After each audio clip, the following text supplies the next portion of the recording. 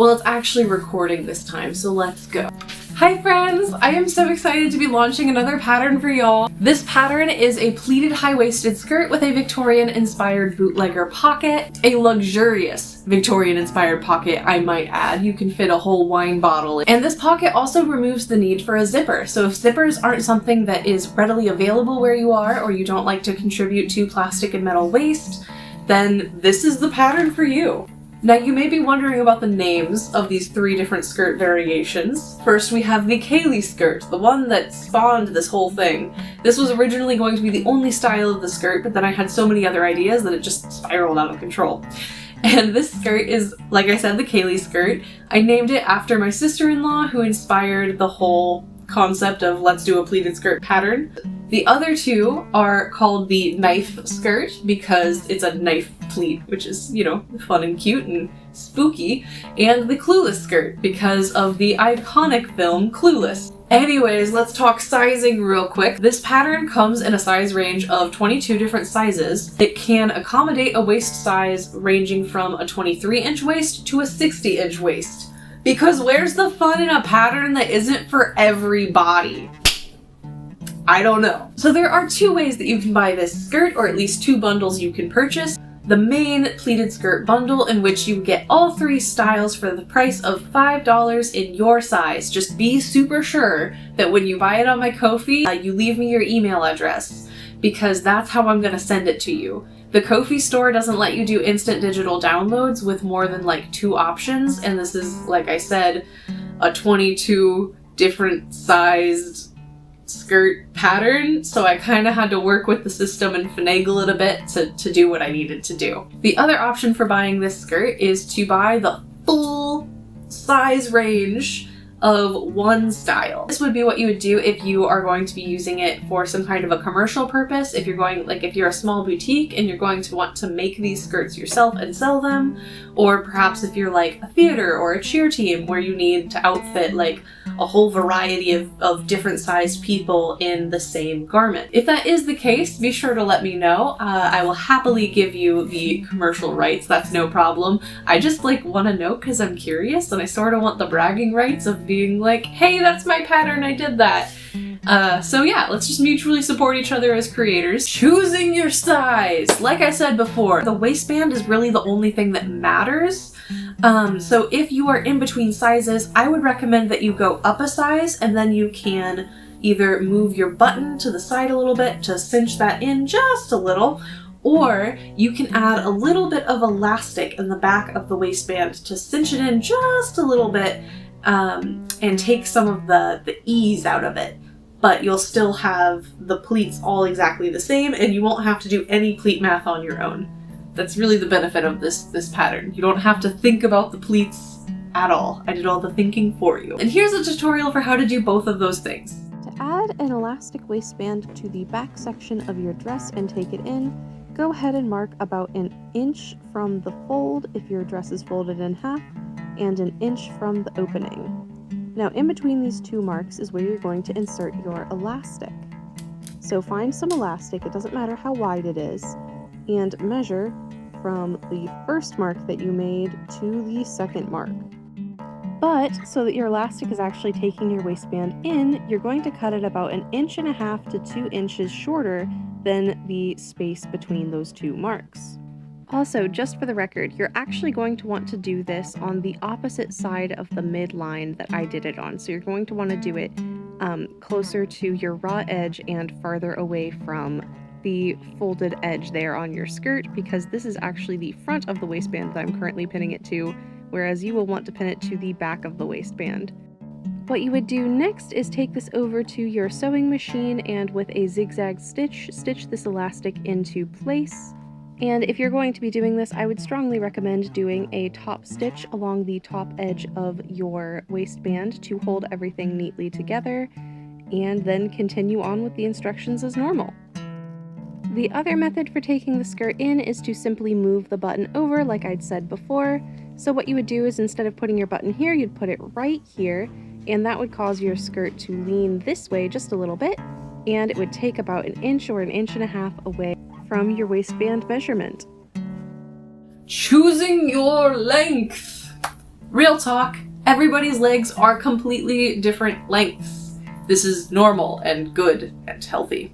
So while I have left you a nice little cheater guide of which hem you might want, you're going to want to measure on yourself and take your measuring tape from your waist, your natural waist where the waistband is going to sit, all the way down to where you would like your hem to fall, and hold that up on your actual pattern piece and make sure that your hem is going to hit where you want. And then from there, you can either add length to the pattern or remove length from the pattern, depending on what you need. Odds are you're going to want to remove length from the pattern because I drafted this for a 6 foot tall form because, well, I am 6 foot tall. I also know that it's a lot easier for beginner and home sewists to remove length rather than, slash and spread and add length. So you're welcome. Now let's talk about the tailoring variations that you have available to you. First off, you have your pleats. Before inserting your skirt panel into your waistband, you could tack down the pleats by like an inch or two and give yourself a little bit of a fitted waist moment. This will be a nice sleeker look. I'm seeing a lot of the kids doing this these days, those visco girls and the people, if you will. This also makes the volume at the bottom a little bit more dramatic. If you're self-conscious about your tummy area or you want the silhouette to be very voluminous and A-line, then this is not the tailoring choice for you. To help you make your decision of whether or not you'd like to do this, here is what the knife skirt looks like without any tacks on the pleats, and here is what the knife skirt looks like with tacks on the pleats.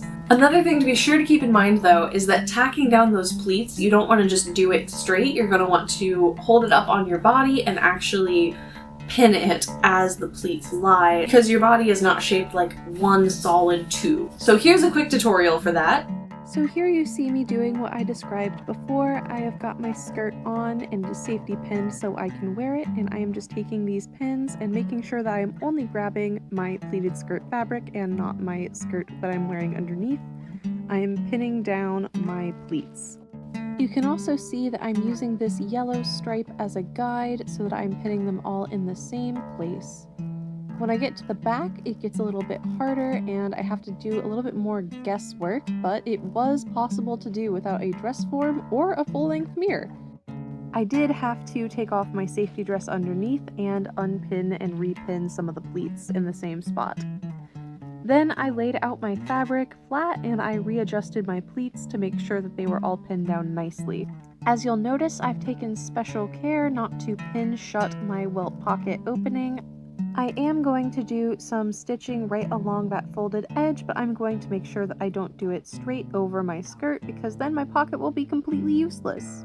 In that same vein, I'm going to be taking special care not to catch the bag of my pocket in my pleat stitching, and I'll show you how I did that in just a moment. Spoiler alert, I basically just turned it inside out a little bit.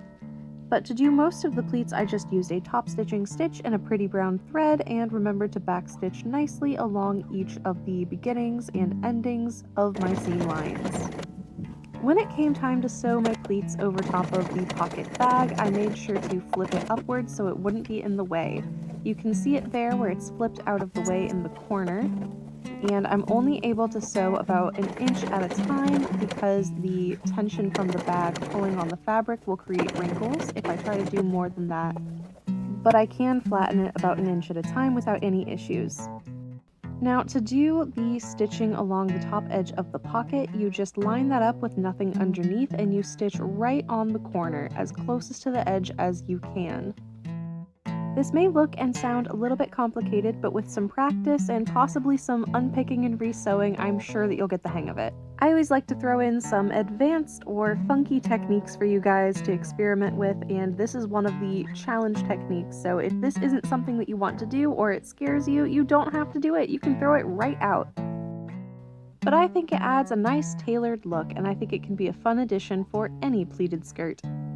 It also makes ironing a little bit less necessary because, as you can see, this hasn't been ironed and these pleats are laying nicely while the ones over here are a little bit puffy.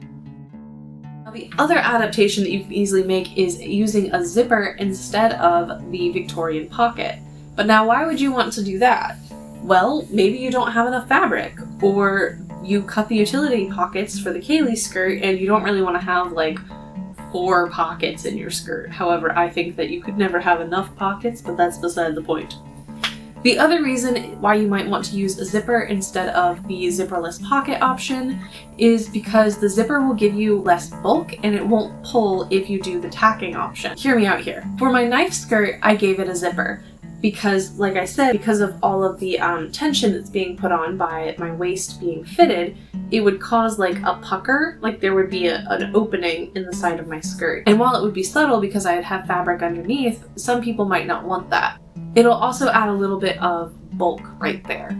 So it's something to keep in mind. Of course, these are all just things to consider as you embark on your skirt-related journey. And here is a proper zipper insertion tutorial. On the side seam of your skirt, figure out exactly how long the seam should be by laying your zipper down and marking with a pin where your zipper ends. You're going to sew up the side seam to that point and no further. On the seam along the opening where the zipper will be inserted, you are going to do a basting stitch. You can either baste by hand or you can do a very, very long straight stitch on your machine and do that instead. I personally prefer to machine baste. Once you've basted this seam, you're going to iron it open. I chose the worst fabric to do this tutorial with, but you can see I've got the selvages open there and I'm just laying my zipper face down. I then pin it in place and I carefully sew all along the zipper. If this is your first zipper, I would recommend hand basting it into place first. This will make life a lot easier for you, and good luck, my friend. A zipper foot would make this process a lot easier, and if you have one, I would highly recommend using it, but if you don't have one, it is still possible to insert a zipper. It's just a little bit harder. Once you have your zipper sewn in, go ahead and unpick your basting stitches as carefully as you can. You don't want to mess up your pretty fabric. And then your side seam is done and your zipper is installed. Take a moment to feel proud of yourself. How do you follow the tutorials though? For easiness sake, each of you has a step-by-step tutorial. And yes, the hem section, the waistband section, and the zipper insertion section are identical for all of them. That is because it saved me a ton of time, which meant that I could keep the cost a little bit lower for you. Each tutorial is split into chapters to make it easy for you to navigate and get to exactly the part that you need to see. And as well as having the video tutorials, I've also done a full written tutorial. So if you're one of those people that likes to have a physical copy of your instructions, you can print those off and have those. But you can also read them online without having to print off more paper. Both of these are done in chronological order as you would sew the garment. Printing instruction! There are 2 files that you're going to want to print. Well, technically I guess there are 4 if you're doing all 3 skirts. That's each skirt's waistband and skirt panel. The Kaylee skirt also has the utility pockets in that file. And then the other file is for the bootlegger pocket. And that's just 4 pieces of paper that you tape together. Super easy, no big deal. But the other files look a little bit like this. And as you can see here, the smallest size has like 26 pieces of paper, and that is a ton of paper, but you really only need that top L section that has all of your pleat information and all of your hem information, and then you can use that as a guide as you go along. And don't worry, I will walk you through how you do this. But that's a little bit confusing, right? So I have an Excel file for you linked in the description box below where you can go and find the box that has your exact size and the style of skirt that you're printing out, and then you just copy from that box and paste it into the custom box whenever you're printing off your skirt, and it'll print off just these pages for you regardless of what size it is and regardless of the style of the skirt, so that you don't have to print like 50 pages and tape them all together, because that would be a nightmare. If you do want to do that and have the full skirt pattern piece, you can by all means go ahead and do that, but this will save you time and printer ink. But how much fabric does this pattern require? Quite a bit. I do have the specific fabric requirements written down in the written instructions for you, but I will really quickly walk you through a way to conserve fabric if you are worried about that necessarily. Having one continuous skirt panel does use a little bit more fabric. You have to buy more from the fabric store. And then you get this strip of unused fabric at the top, which could be used for other things, But if you're looking to minimize that, here's a simple way that you can take your pattern piece and make it into 2 skirt panels instead of 1 continuous one. Well, like I said, this pattern is live in my Kofi store right now, and the link to that is in my description box. And I'm going to be posting the tutorial videos over the next few weeks on my other channel that I made specifically for the tutorial videos. I did this because I don't want to be posting tutorial videos on my main channel because people won't really click on them and watch them unless they necessarily, well, really want to, or unless they're making the skirt pattern for themselves. And that seems like a really good way to make the algorithm very mad at me. So I'm gonna post those over there, but I will have everything relevant linked here in my description box below, maybe in a pinned comment as well so you can find it easier. And of course, I will still have a full playlist of all of my sewing tutorials hosted on this channel, and probably that one as well. If you decide to sew up a Kaylee skirt for yourself, I would love to see it. You can always tag me on Instagram at MiahGraceSews to show me the awesome things you've made. I really love to see awesome things that people make. I have like a whole series where I just look at things people have made and gush about them. So if you would like a chance to be featured, for sure let me know. Also, this pattern in particular has so many potential variations. I just really want to see what people do with it. You can tag me at MiahGraceSews on Instagram or email me at MiahGraceSews as well with any comments, questions, concerns, or photos of your finished project. Anyways, thank you so much for watching this video all the way to the end. It means the world to me that you guys are invested and engaged in this channel. Like, some of you guys are just amazing and lovely and wonderful, and I'm so blessed to have a following that is just as positive and excited to sew as you guys are. If you liked this video, feel free to give it a like so that more awesome people like you can see it. Keeps the algorithm happy. And until next time, I'll see you guys later. Bye, friends! Pew! You are going to want to measure on yourself and see how long your butt is. And yeah, chapters to make it easy for you to slip around. Nothing weird there. Gals supporting gals. I mean, you could buy this if you're not a gal. Pals supporting pals. There we go. Men are invited to the pleated skirt party. Men and non-binary people are invited to the pleated skirt party. Anyone with a waist is invited to the pleated skirt party. If you are not actually a physical person and you just like float in the void and have no corporeal form, you can still have a pleated skirt. I don't know what you're gonna do with it, but you can have one. Okay, I have gotten so off track.